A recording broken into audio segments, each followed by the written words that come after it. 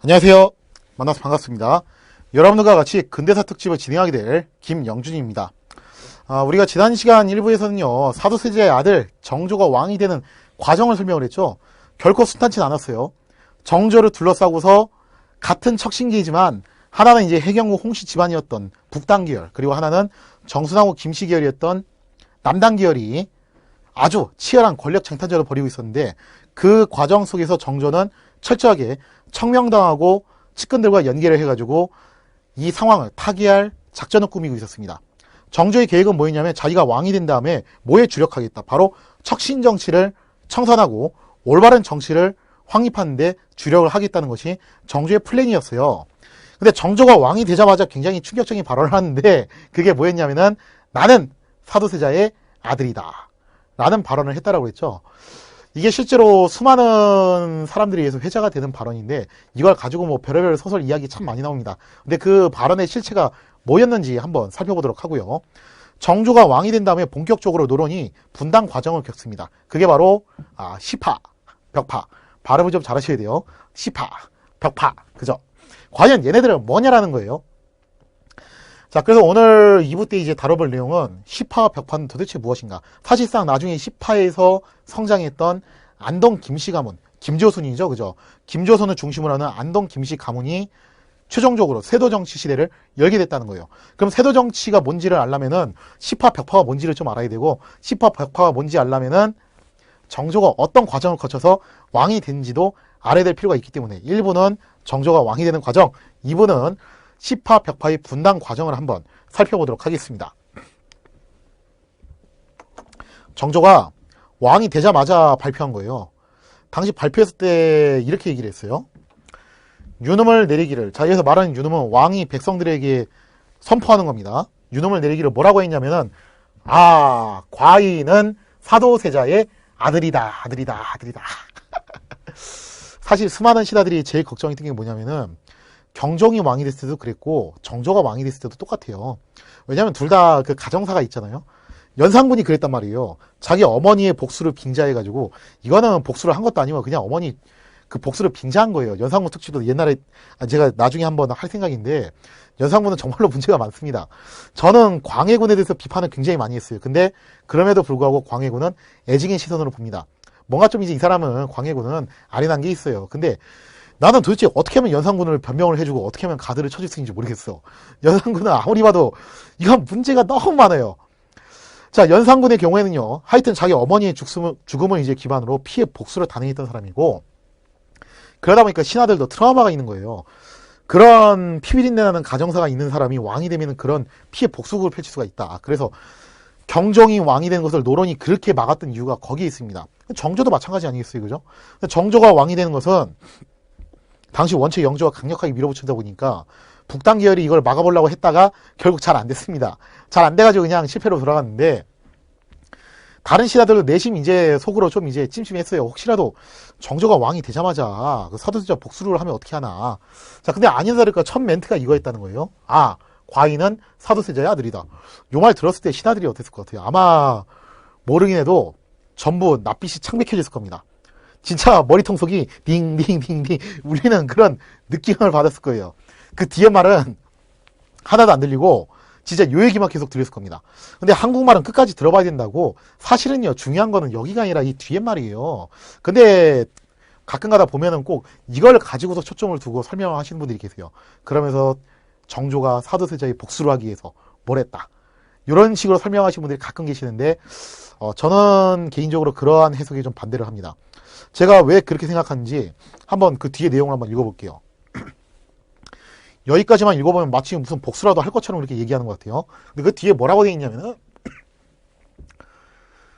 선대왕께서 종통의 중요함을 위하여 나에게 효장세자를 이어받도록. 자, 요게 중요한 건데, 제가 일부에서 설명을 드렸죠. 정조가 어쨌든 아버지인 사도세자가 죄인의 아들로 죽었단 말이에요. 그러다 보니까 그대로 왕위를 계승하는 건 좀 이제 거시기 하니까 어떻게 하는 겁니까?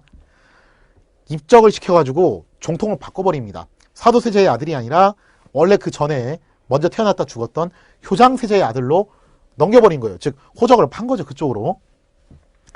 자, 그래서 나에게 효장세자를 이어받도록 명하셨거니와, 전일에 선대왕께서, 여기서 말하는 선대왕은 영조를 말하는 거죠. 올린 글에서 근본을 둘러 하지 않는 것에 관한 나의 뜻을 크게 볼 수 있을 것이다. 즉 쉽게 말해서 효장세자의 아들로 입적이 됐으니까 사도세자는 잊어버리라 이 얘기예요.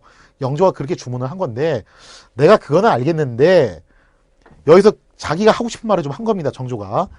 얘는 비록 엄격하게 하지 않을 수 없는 것이나 인정도 또한 펴지 않을 수 없는 것이니 즉 이런 얘기예요. 그래 우리 선대왕이자 나의 할아버지인 영조께서 그렇게 하라고 했으니까 내가 그거를 지켜야 될 것 같긴 한데 근데 너네 신하들도 한번 생각해봐봐. 나 친아빠가 사도세자잖아. 그거 솔직히 말해서 어떻게 부정을 하니. 피는 물보다 진하다고. 그거 내가 뭐 아니라고 해서 아닐 수 있는 건가? 그건 아니잖아. 그러니까 좀 인정상 내가 우리 아버지 사도세자를 조금만 명예회복을 하겠다. 그거는 좀 니들이 막지 말아달라. 그 얘기를 하는 거예요. 영조가 뭐라고 했냐면은 사도세자가 죽은 다음에 사도세자라는 시호를 내렸어요. 그러면서 여기서 한 글자도 고치지 말라고 했습니다. 그렇게 명령을 내렸는데 정조는 인정상 좀 고치도록 니들이 허락을 해달라 이거예요. 좀 동의를 해달라 이겁니다. 자, 결국 그 얘기를 하려고 요 말을 한 거예요. 즉, 내가 법적으로는, 호적상으로는 효장세자의 아들인데, 근데 내가 솔직히 말해서 친자 관계는 사도세자 아들 아니냐. 그러니까 내가 우리 친아빠인 사도세자를 생각하는 마음이 이만큼도 없다고 하면 그건 거짓말이다. 그 말을 하려고 요 얘기를 했던 겁니다. 그 뒤에 내용 보시면은, 향사하는 절차는, 즉, 제사를 지내는 절차는 마땅히 대부로서 제사는 예법에 따라야 하고, 자, 중요한 게 대부예요. 자, 대부는 왕 아래에 있는 게 이제 이렇게 되어 있습니다. 옛날 중국 고대에서 보면요. 왕 아래에 귀족, 귀족 아래에 대부, 대부 아래에 사, 사 아래에 평민 이런 식으로 신분 구조가 짜여져 있는데 여기서 말하는 대부로서 제사하는 예법에 따라야 하고는 무슨 말이냐면은 사도세자를 예의를 갖춰서 제사를 지낼 거긴 한데 근데 이걸 뭐 왕에 견주어서 그렇게까지는 안 하겠다는 얘기예요. 즉 영조의 유언은 지키겠다는 겁니다. 그러니까 절충을 하겠다는 얘기예요. 선대왕이 영조께서 말씀하신 대로 과도하게 예의는 차리진 않겠지만 그렇다고 해서 내 친아빠인데 뭐 전혀 안 할 수 없지 않냐. 그러니까 나 조금만 그냥 내가 높일게. 이렇게 이제 타협안을 제시를 하는 거예요. 태면에서와 같이 할 수는 없다. 여기서 말하는 태면은 종묘를 말하는 거죠. 해경궁께서도 또한 마땅히 경회에서 공무를 바치는 의절이 있어야 하나. 그러니까 해경궁이 내 친엄마 아니냐. 그러니까 좀 대우 좀 해주고 싶다. 그런데 대비와 동등하게 할 수는 없으니 여기서 말하는 대비는 정순왕후 김씨를 말합니다. 그렇다고 해서 대비하고 동격으로 치는 그런 무례는 범하지 않겠다는 얘기예요. 그러니까 정조가 타협책을 제시를 하는 겁니다. 그래서 이 과인은 사도세자의 아들이란 말을 했던 이유는 다 뭐였냐면은 요런 거 하고 싶어가지고 원래 할아버지 유언상으로는 절대 아무것도 하지 말라고 했는데 그래도 내가 요 정도만 좀 하겠다. 그러니까 신하들이 좀 요 정도는 인정을 베풀어달라. 동의를 해달라. 그 말을 유도하기 위해서 요 얘기를 꺼냈다라는 거예요. 유사로 하여금, 유사는 이제 담당 관청이죠. 하여금 대신들과 의논해서 절목을 강정하여 즉 결정해서 아래도록 하라. 자, 근데 여기까지가 나오고 이 뒤가 굉장히 중요한 말입니다. 한국말은 끝까지 들어봐야 되는 게 이 뒤가 진짜 중요한 말이에요. 이미 이런 분부를 내리고 나서 괴기와 같은 불량한 무리들이 이를 빙자하여 추승이라는 것은 죽은 사도세자를 높이자는 얘기예요. 여기서 높이는 것은 왕으로 높이자는 겁니다. 혹시라도 이런 얘기를 한다면은 의논을 한다면은 선대왕께서 유언하신 분부가 있으니 마땅히 형률로서 논지하겠다는 거예요. 논지하고 선왕의 영령에도 고하겠다고 하였다. 즉 무슨 얘기냐면요. 내가 친자 관계가 호적상으로는 효장세자 아들로 돼 있지만 그래도 사도세자가 내 친아빠니까 내가 조금은 예우를 해주고 싶다. 그래서 너네 신하들이 요거를 좀 동의는 해달라. 그런데 그렇다고 해서 우리 할아버지 유언을 뒤엎고서 사도세자를 뭐 왕으로 올린다거나 그런 건 아니다. 그리고 혹시라도 나한테 이런 걸 부추겨가지고 사도세자의 복수를 갖다가 주장하는 무리가 있다면 그걸 이제 괴기라고 표현했어요. 괴상하고 귀신 같은 무리들이라고 한 거죠. 만약에 그렇게 부추기는 놈들이 있다면 어떻게 하겠다? 형률로서 논지하겠다. 다 작살내겠다는 거예요. 이 얘기는 무슨 얘기냐면은 사도세자의 복수를 하겠다는 얘기, 안 하겠다는 얘기, 안 하겠다는 얘기예요. 여기서 정조의 사이즈가 나오는 겁니다. 나는 쪼잔하게 복수 이런 거 안 하겠다. 솔직히 복수를 따지고 보면은 지금 조정이는 신하들 중에서 안 걸리는 사람이 어딨냐? 그러니까 복수는 난 더 이상 생각 안 한다. 다만 내가 뭘 하고 싶을 뿐이다. 친자 관계를 생각을 해가지고 친아빠니까 조금은 예우를 해보고 싶은 것 뿐이다. 그러니까 요 정도는 인정상 허락을 해달라고 제시를 한 겁니다. 처음에 이 말 들었을 때 신하들이 완전 멘탈 붕괴에 빠졌을 거예요. 아, 드디어 젊은 왕이 숙청의 칼날을 갖다가 복수의 칼날을 뽑는구나. 우리 이제 다 죽었다. 자, 그런데 뒷말을 딱 들어보니까 요 얘기가 나오네. 반신반의했을 거예요. 이게 진심일까? 이게 진심일까? 반신반의했는데 이 이후로 진행되는 과정을 보면은 요게 진심입니다. 실제로 이 이후에요, 정조에게 사도세자와의 의리를 갖다 들먹이면서 복수를 해야 된다라고 주장을 했던 사람들이 몇 명 나옵니다. 그 사람들 다 어떻게 됐냐면 전부 사형당했어요. 되게 이상한 상황이 생겼죠. 자기 아버지의 죽음을 관여했을 것을 추정해주는 사람들은 다 그냥 살려두는 거고, 오히려 그걸 복수하자고 한 사람들 다 제거를 해버린 거예요. 실제로 자기 말대로 간 겁니다. 그래서 사도세자를 장원세자로 고쳐가지고 좀 예우를 한 단계 높여줬을 뿐이고, 그 이상 복수에는 손을 대지 않습니다. 내가 원하는 건 복수가 아니다. 내가 원하는 것은 바로 협치, 평화와 타협, 양보다. 이걸 제시하고 싶었던 거, 이거를 말하고 싶었던 게 정조의 즉위초 명령이었습니다. 그래서 이 기록을 해석을 할 때 맨 앞줄에 있는 사도세자들이 요거 가지고 너무 물건 흐리지 마세요. 이런 거에 빠지면 안 됩니다. 이게 바로 역사 사료가 가져다주는 함정이거든요. 여기에 집착을 하게 되면은 정조가 저런 말을 했네. 그러면은 정조가 왕이 된 다음에 사도세자에 복수를 하려고 하는 것이 아니겠냐. 이렇게 착각을 할 수가 있는데, 뒷말을 쭉 읽어보면은 그런 의도로 한 게 아니라, 그래도 내가 친아빠인데 요 정도 예언을 해주고 싶다. 그런데 혹시라도 나를 부추겨서 복수하자고 주장하는 놈들 어떻게 하겠다. 다 제거하겠다는 거예요. 실제로 그렇게 행동을 합니다. 그리고 신하들은 일단 안도의 한숨을 내쉬게 돼요. 자, 근데 정조가 그러면 이렇게 해서 사도세자 관련된 문제는 일단락 지었는데, 이게 완전히 끝난 건 아니지만 일단 일단락은 지었어요. 요걸로. 나중에 또 이제 후속 이야기가 더 있긴 있지만 요 얘기는 그냥 넘어가도록 하고요. 정조가 세손 시절부터 계속 끊임없이 고민해왔던 것이 무엇이었냐 하면요, 바로 척신척결이라는 거예요. 그렇기 때문에 자기 아버지인 사도세자와 관련된 이야기는 여기서 일단락 지는 게 맞다라고 보는 겁니다. 그래서 신하들을 안심시켜 놓고 본격적으로 척신에 대한 숙청 작업에 들어가겠다는 겁니다. 자, 그렇게 해서 김종수의 청명당과 연대를 해가지고 과감하게 척신 숙청을 시작을 하게 되니, 이로 인해서 북당, 남당의 척신들은 싸그리 다 전멸을 맞이하게 됩니다. 실제로 정조가 왕이 된 다음에 주요 타겟으로 잡아서 제거했던 게 누구냐면은 척신들이에요. 홍인환, 정우겸이었거든요. 정우겸은 사도세자 죽음하고 10원짜리도 관련이 없는 사람이고, 홍인환 약간 관련은 있긴 한데 진짜 관련인 사람은 홍봉환이에요. 근데 홍봉환은 안 건드렸어요. 그렇기 때문에 북당계열을 숙청한 이유는 척신을 숙청했다는 데 의의를 두는 거지, 사도세자의 죽음에 대한 복수극이 아닙니다. 그거는 절대. 자, 그리고 난 다음에 김기주가 착각을 했다고 그랬죠. 그러면은 전하께서 우리 남당 편을 들어주려고 하는 건가? 근데 그것도 틀렸다는 거예요. 남당에 있었던 김기주를 비롯해서 남당 핵심 멤버들도 귀양 신세를 당하게 됩니다. 결국 속전속결로 북당과 남당이 제거를 당하는데, 이때 북당과 남당을 제거할 때 있어서 가장 앞장서서 맹활약을 했던 인물이 누구냐면은 김종수를 비롯했던 청명당이에요. 그러면서 실질적으로 정조의 시대는 누구의 시대가 될 수밖에 없다. 바로 김종수와 그 휘하에 있던 노론계 청명당 신하들이 될 수밖에 없다라는 것이 원래는 그렇게 돼야 되는 건데, 역사가 그렇게 흘러가지 않습니다. 사실 이것 때문에 시파하고 벽파 갈라지게 된 거예요.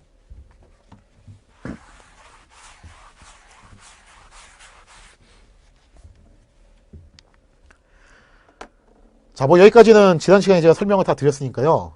이 아래부터 본격적으로 좀 보도록 할게요. 당시 김종수가 정조의 스승으로 있으면서 꾸준히 스터디할 때마다 얘기했던 게 뭐냐면은 척신정치 청산이었어요. 그러면서 맑고 투명한 정치를 해야 된다. 그게 바로 공정한 관료 정치 아니냐. 그게 바로 진정한 도학 정치다. 이거를 계속해서 가르칩니다. 그리고 정조도 여기에 동의를 했단 말이에요. 그런데 문제가 생겼습니다. 척신을 청산하자, 즉 북당이 됐든 남당이 됐든 척신들을 청산하자는 데에서는 정조하고 김종수가 같은 길을 걸어가는데, 근데 그 다음에 어떻게 할 것이냐는 서로 방향이 달랐어요. 여기서 시파하고 벽파가 갈라지게 되는 계기가 발생을 합니다. 김종수는 뭐라고 얘기를 하냐면은 의리를 강조하는 거예요. 아니, 전하 생각해 보십시오. 사실 저 남인들은 숙종 때 이미 역적 집단으로 찍혀가지고 나가리 됐던 애들이고, 소론은 영조 대왕 때 얼마나 역적질을 많이 했습니까? 그러니까 나가리 된 애들이에요. 그러니까 전하께서는 노론 중에서도 이런 척신들을 다 빼고서 순수하고 깨끗한 우리 청명당하고 정치를 같이 하셔야 됩니다. 오케이? 오케이? 자, 이렇게 얘기했을 때 정조가 지금까지는 척신 정치를 척선하자, 거기까지는 김종서와 같이 가다가 여기서 방향을 바꿉니다. 아, 내가 볼 때 그거 좀 아닌 것 같아. 아니, 아무리 그래도 그렇지, 그렇게 일당 독재를 하면 되나? 청명당만 뭐 정치인인가? 그건 아니잖아. 그러지 말고 과거는 묻지 맙시다. 과거는 묻지 말고 소론이 됐던 남인이 됐던 심지어 요쪽 계열이 됐던 능력이 있는 사람들은 어떻게 하자, 발탁을 해서 씁시다라는 아주 초특급 메가톤급 폭탄 발언을 하게 되는 거예요. 그러니까 김종수가 여기서 머리가 띵띵띵 거리는 거예요. 이게 도대체 무슨 소린가 싶은 거죠. 지금까지 정조를 그렇게 계속 교육을 시키면서 투자를 해준 이유가 뭡니까, 자기들이. 즉 이런 척신들을 다 몰아내고, 그동안 이제 영모의 연류가 됐던 저런 짝퉁 집단들 다 몰아내고 순수하고 맑고 깨끗한 청명당을 가지고서 정치를 하는 그런 이상적인 정치 체제를 제안을 했던 건데, 정조가 이걸 동의를 하는 줄 알았더니 그게 아니었던 거예요. 즉 선대왕이었던 영조가 있던 탕평측을 계승하겠다는 겁니다. 그리고 영조가 있던 탕평측보다도 한 단계 더 스케일이 커진 게, 영조는 온건파만 데리고 했던 완론 탕평이었어요. 근데 정조는 준론 탕평측. 무슨 얘기냐면은 온건파 강경파 가리지 않고 다 하겠다는 거예요. 통도 커, 그죠? 다 하겠다는 겁니다. 이미 정치권에서 실각당지 진짜 한참 됐던 남인, 그리고 영조 때 내내 역모를 일으켰던 소론, 거기다가 정조를 왕위에서 끌어내리려고 수도 없이 시도를 했던 바로 북당 계열, 그 잔존 세력까지 가리지 않고 다 내기를 오라. 내가 너희들을 받아주겠다. 나는 능력만 있으면 다 써준다. 그러니까 다 나한테 와. 걱정하지 마. 노 프라블럼. 자, 이러면서 전부 다 끌고 가겠다는 거예요. 그러니까 김정수 입장에서 이건 굉장히 난감한 상황이죠. 이거 닭 죽던 개가 지붕 쳐다보는 꼴이에요. 자, 그래서 여기서 각각 채택돼서 발굴됐던 사람이 누구냐면은, 남인에서는 최재공, 정약용은 사실상 급이 낮았기 때문에 의외로 정조 때 그다지 실록이 많이 안 나와요. 그 다음에 소론에서는 서명선이에요. 서명선이 누굽니까? 바로 공홍상소를 올려가지고 정조가 왕위에 올라오게끔 결정타를 날렸던 인물이었죠. 그 상소 올린 날짜가 12월 3일이에요. 그래서 12월 3일이 되면은 정조가 그걸 기념하려고 일종의 전승 기념식이지. 누구를 부르냐면은 서명선, 홍구경, 정민씨, 김종수를 부릅니다. 그때 당시 이제 자기를 보좌했던 사대장이죠. 4명을 불러가지고 연회를 베풀어요. 그게 관례화가 될 정도로 서명선을 그렇게 총애를 했어요. 그리고 서명선은 소론이었다는 거죠. 그러면서 서명선을 매개체로 소론이 정치권에서 다시 공식적인 정당으로 부활을 해버립니다. 세상에 이럴 수가. 오마이갓. 그동안 소론을 찍어놓으려고 얼마나 노론이 노력을 했습니까? 그런데 그 소론이 다시 부활을 해버린 거예요. 자, 근데 여기서 한술 더 떠가지고 누구도 또 부활을 해버리냐면은 남인도 부활을 해버립니다. 숙종 때 숙청을 당한 이후로 영조 때는 거의 구석에 찌그러져가지고 숨만 할딱거리고 있었어요. 근데 그 남인이 누구를 매개체로? 최재공을 매개체로 부활을 해버립니다. 왜 최재공이 매개체였냐면은 사도세자가 공격을 당할 때 그때 사도세자 편을 들어줬던 몇 안 되는 사람이었어요. 그래서 그거를 기억해가지고 최재공을 발탁을 한 겁니다. 그러면서 최재공이라는 사람을 매개로 남인이라는 집단이 다시금 정치권에 발을 붙이게 된 거예요. 그러니까 또 여기서 이제 김정수가 뒷골이 땡기는 거죠. 세상에 어떻게 이럴 수가 있나. 아니, 그동안 우리가 성심성의껏 정조를 위해서, 각하를 위해서 그렇게 충성을 바쳤는데 세상 천지에 어떻게 이럴 수가 있어. 아니, 저런 짝퉁 집단들을 갖다가 데리고 정치를 하신다고? 이거는 안 돼. 인정할 수 없어. 그러면서 김종수는 끊임없이 정조에게 비판을 하는 겁니다. 전하, 이러시면 아니 됩니다. 저 소론이 누굽니까? 영조 때 그렇게 역모를 많이 일으켰던 문제아 집단 아닙니까? 저 남이는 또 어떤 집단이에요? 장희빈과 그 떨거지들 아니에요? 쟤들을 정치판에 왜 데릴 겁니까? 정치물 흐려져요. 이거는 척신보다도 더한 애들이에요.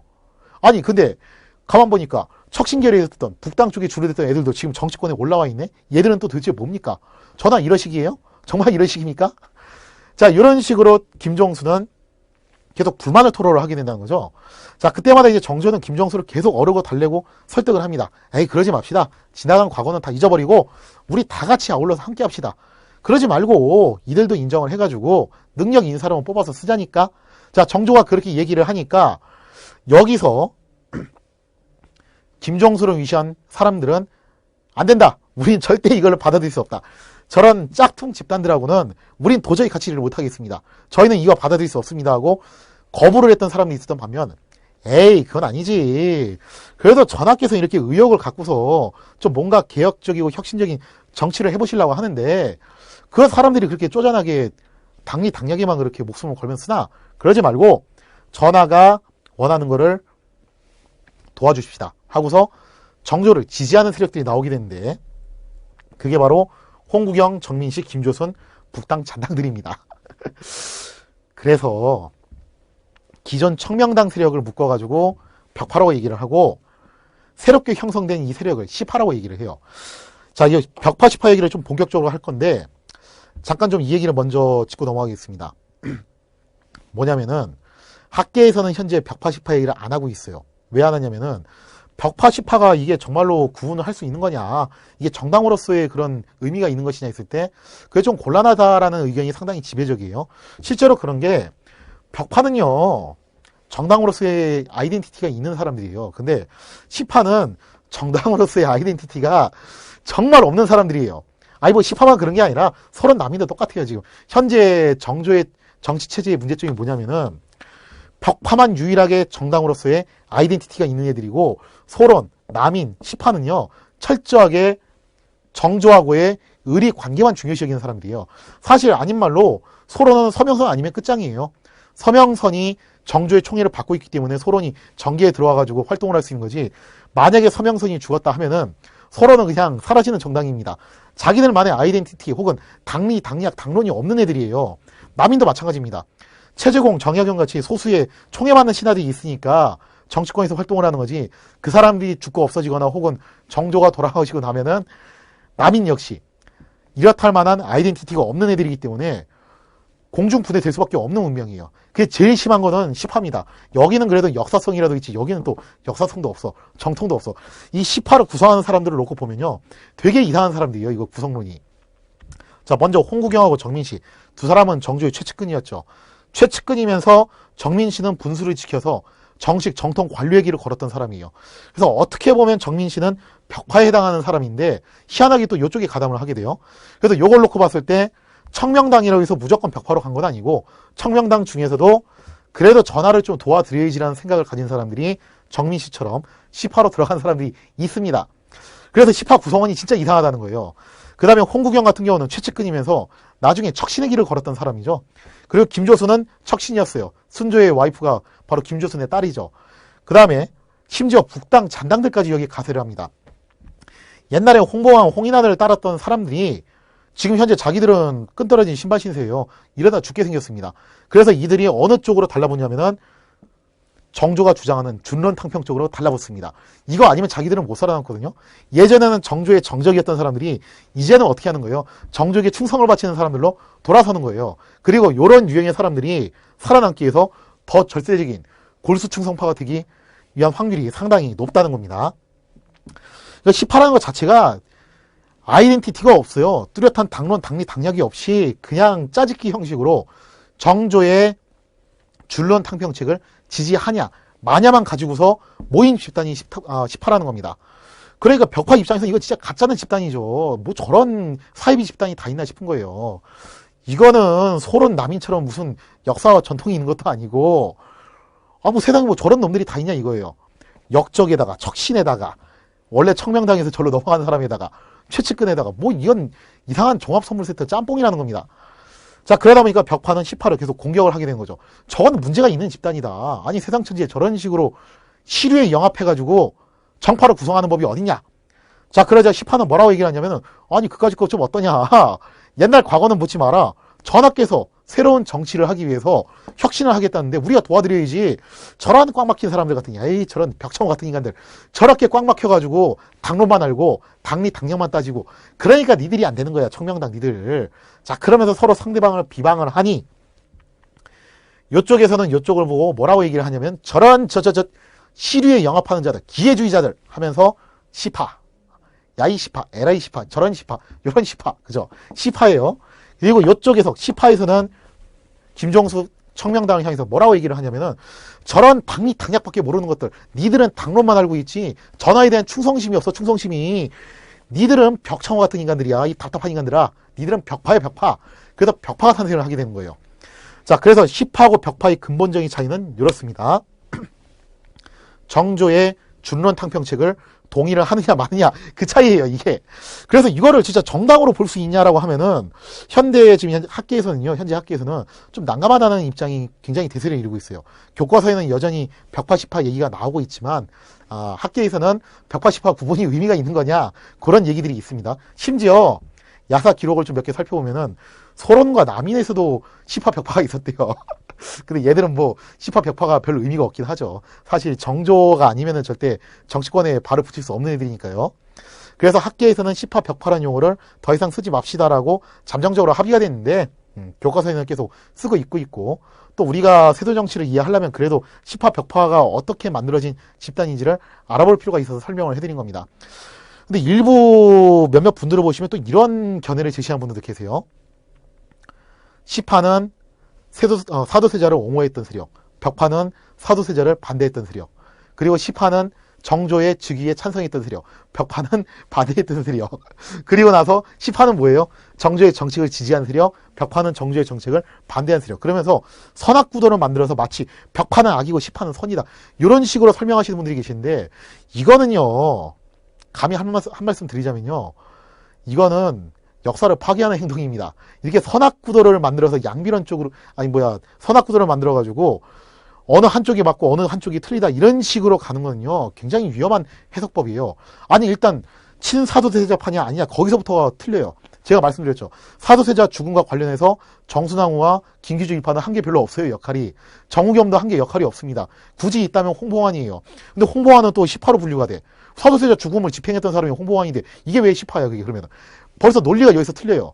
그리고 정조를 했냐 안 했냐, 정조가 왕이 되는 과정에서 도와줬냐 반대했냐 해서 놓고 봤을 때 원래는 북단계 남단계 다 친정조파였습니다. 그러다가 나중에 정조가 북당에 대해서 좀 쎄한 모습을 보여주니까 북당 쪽에서 홍인한, 정유염, 투톱 이쪽이 반정조파로 돌아섰던 거지, 기본적으로는 다 친정조파였어요. 특히 남단계, 벽파로 분리됐던 김기주의 남단계도 당연히 친정조파였습니다. 그 다음에 청명당, 김종수, 심한지를 벽파로 분리를 하면서 반정조파라고 얘기를 하는데, 아니 보세요. 김종수가 정조의 스승으로 있으면서 끊임없이 정조하고 안티척신을 모토로 놓고서 계속 서로 교감을 했던 사이예요. 정조가 왕이 된 다음에 12월 3일 날에 핵심 측근 4대장 불러서 잔치에 벌였을 때 그때 항상 불렀던 게 김종수입니다.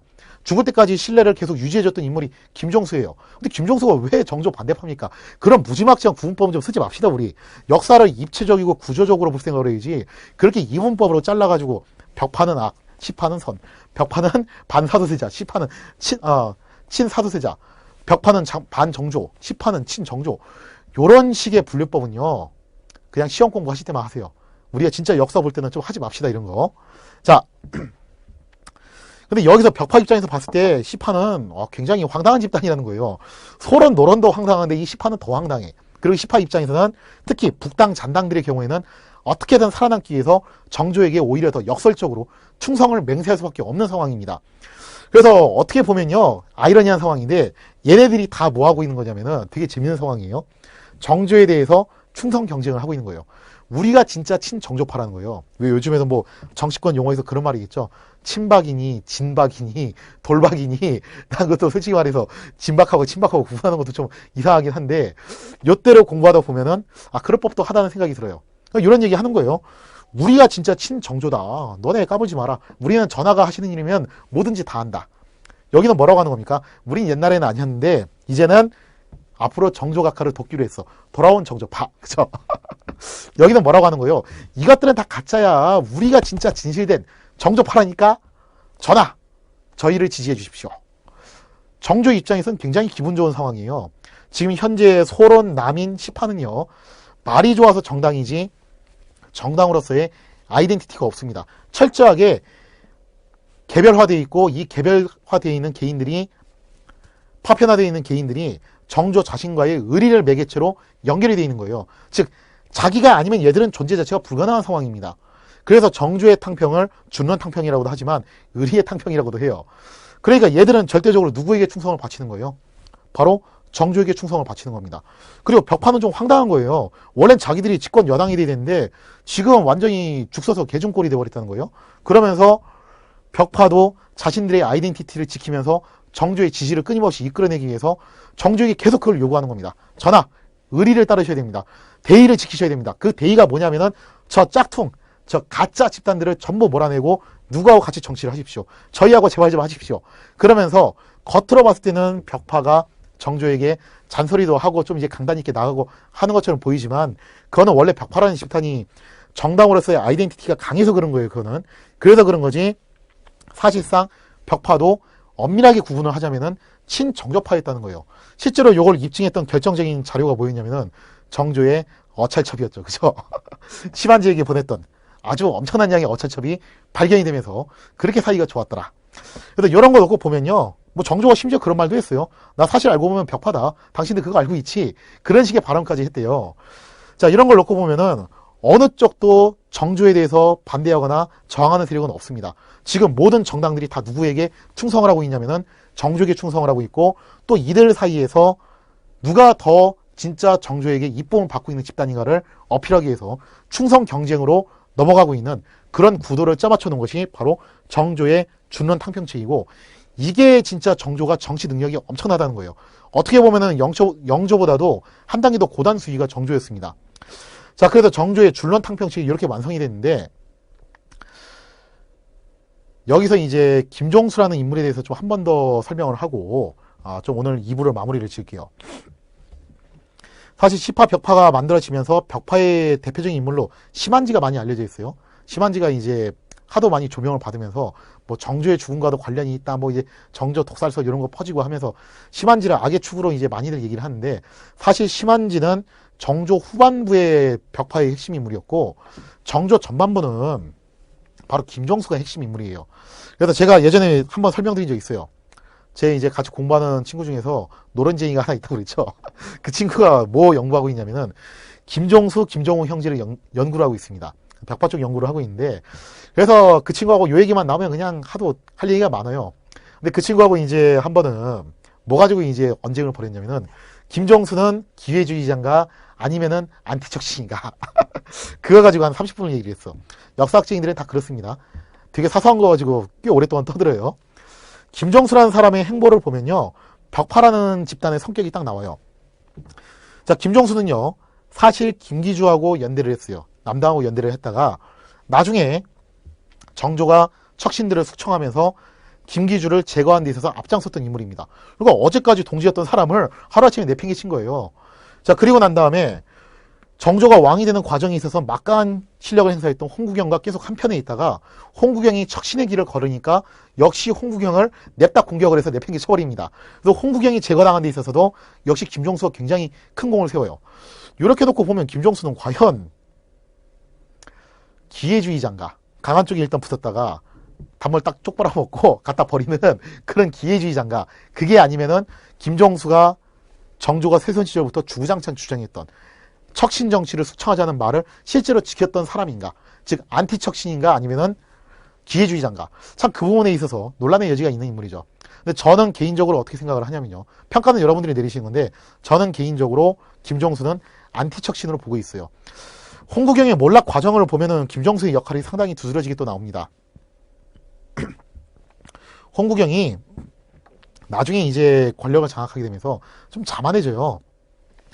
도승지 생활을 굉장히 오래 하거든요. 그래서 정조 초창기에 도승지라고 하면은 홍구경을 가리키는 말이 될 정도로 그 정도로 홍구경이 도승지 일을 꽤 오랫동안 맡게 됩니다.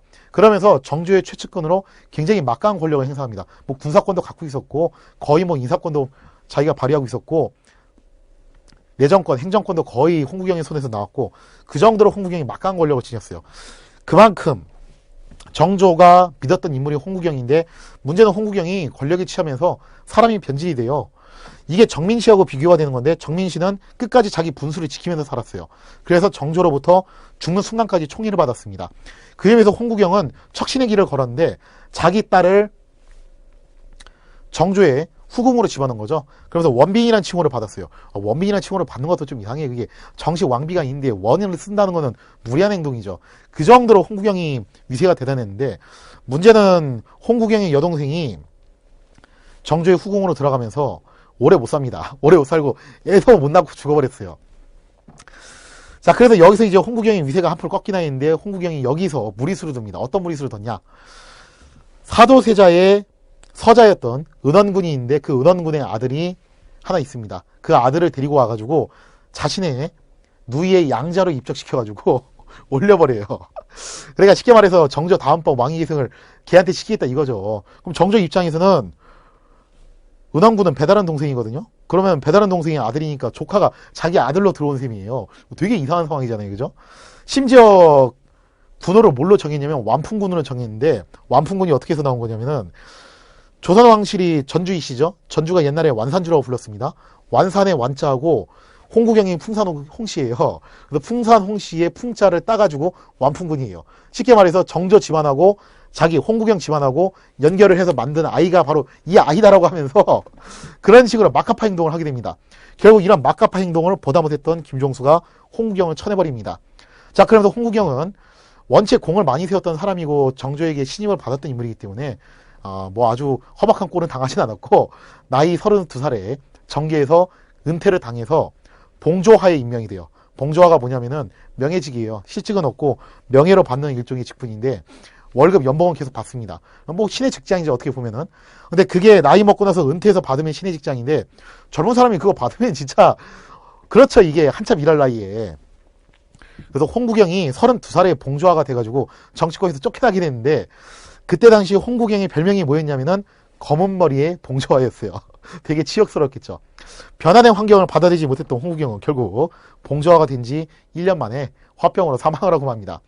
그래서 막강한 권력을 휘둘렀고 새로운 척신이 될 뻔했던 홍구경을 누가 재빨리 제거를 했냐면은 김종수가 재빨리 제거를 했다는 거예요. 이게 청명당의 김종수 그리고 벽파의 아이덴티티입니다. 우리는 무슨 일이 있어도 척신 저것들은 인정하지 않겠다. 올바르고 깨끗한 정치를 하기 위해서는 명분이 중요한 거고, 명분과 도덕이 완벽한 사람들만 가지고서 정치를 해야 된다. 그러니까 저 북당, 잔당, 찌끄레기들, 척신들이 합쳐서 만든 저런 괴상한 집단인 시파 인정할 수 없다.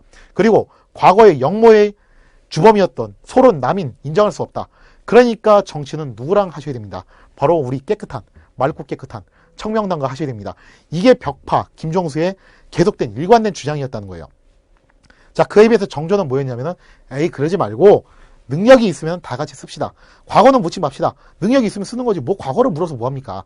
자, 그러면서 탕평의 길로 가려고 했던 것이 정조의 방식이었어요.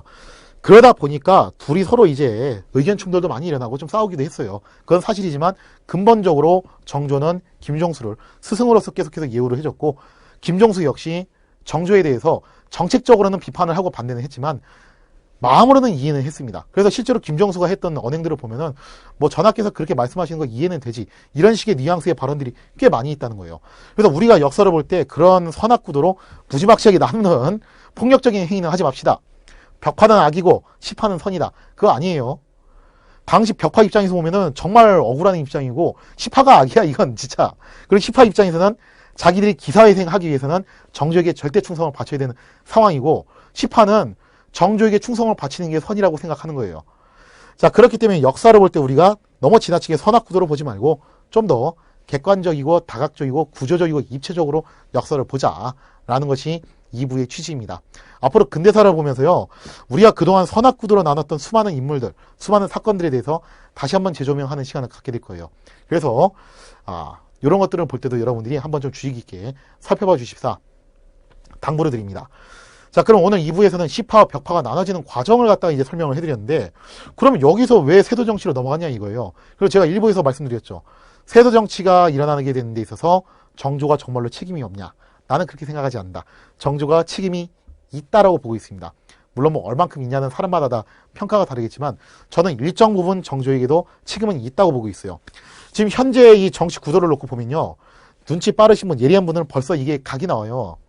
왜 그러냐면은 정조의 탕평책은요, 소로는 서명선, 남이는 최재공, 그리고 시파 같은 경우는 진짜 여기는 되게 불안한 집단이죠. 그러다 보니까 나중에 새로운 척신으로 떠올랐던 김조순이 여기에 주로 핵심 멤버가 되는 거고, 벽파는 김종수. 가만 보면은 어떤 구조를 갖고 있냐면은 특정 개인들을 중심으로 뭉쳐져 있고, 벽파를 제외하면 다 그래요. 특정 개인을 중심으로 뭉쳐져 있는 일종의 친목계 형성을 하고 있는 그런 정당들이고, 정당으로서의 아이덴티티를 정확하게 갖추고 있는 것은 벽파 하나밖에 없습니다. 이게 옛날 예송논쟁 시절이나 황국정 시절, 그리고 노론과 소론이 아주 피튀기게 싸웠던 영조 시절의 정치하고 판이하게 다른 게 그거예요. 정당으로서의 정체성, 당리, 당략, 당론을 가지고서 무장을 한 게 아니라 특정 개인의 중심으로 똘똘 뭉친 일종의 친목계의 느낌이 나는 것이 이 시대의 정파 정치였다는 거예요. 제대로 된 정당으로서의 역할을 갖고 있었던 것은 벽파 하나밖에 없었다는 겁니다. 이러한 상황 속에서 특정 개인과의 정조와의 친분 관계를 가지고 유지를 되고 컨트롤 됐던 것이 바로 정조 시절의 줄론 탕평책이에요. 이 말은 바꿔서 말하면은 정조가 아니면 아무도 할 수가 없는 오로지 천재만 할 수 있는 정치 시스템이 바로 줄론 탕평책이라는 겁니다. 여기서 정조의 중대한 한계점이 나옵니다. 정조가 중체되게 벌인 실수가 있어요. 본인이 이 실수를 알고 죽었는지 모르고 죽었는지는 솔직히 모르겠어요. 그러나 정조가 여기서 뿌려놓은 이 실수로 인해서 결국 조선이라는 나라는 세도 정치로 넘어가게 되는 그 포문을 열게 됩니다. 자, 이 시간 이야기는 여기서 마치도록 하고요. 3부에서는요, 세도 정치의 첫 스타트를 끊는 안동 김씨죠. 도대체 안동 김씨 집안은 어떻게 하다가 권력을 장악하게 되었는가? 그 과정에 대해서 한번 살펴보도록 하겠습니다. 이 시간 이야기 마치겠습니다. 감사합니다.